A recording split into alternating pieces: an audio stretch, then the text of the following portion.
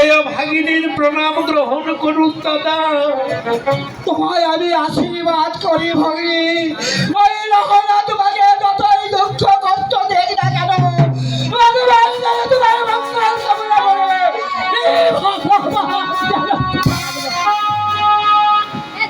আমি এই আশীর্বাদ করলাম ভগিনী তোমার। দাদা,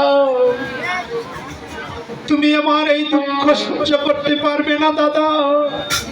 তুমি গৃহে ফিরে যাও দাদা, তুমি গৃহে ফিরে যাও। ভগিনী, আমি গৃহে ফিরে গিয়ে আমার মা জননীর নিকটে আমি ঠিক কথা বলবো। দাদা, তুমি আমার জননীর নিকটে গিয়ে তুমি মিথ্যা কথা বলবে দাদা।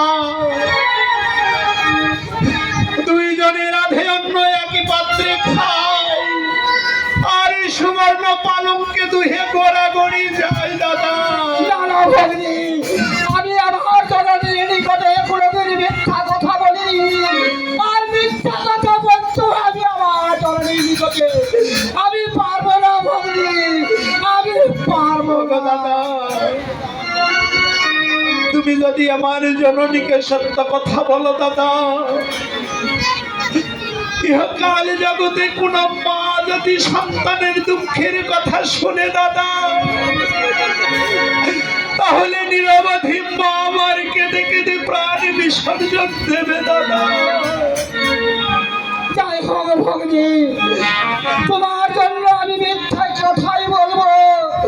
আমি কি আমার জননীর নিকটে কি বলবো ভগিনী, তুমি তাহা বলবে, আমি তাহাই আমার জননীর নিকটে গিয়ে বলবো। তুমি গিয়ে এই কথা বলো দাদা।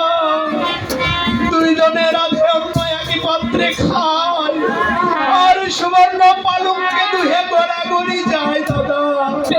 ভগিনী, আমি গিয়ে এই কথাই আমার জননীর নিকটে বলবো।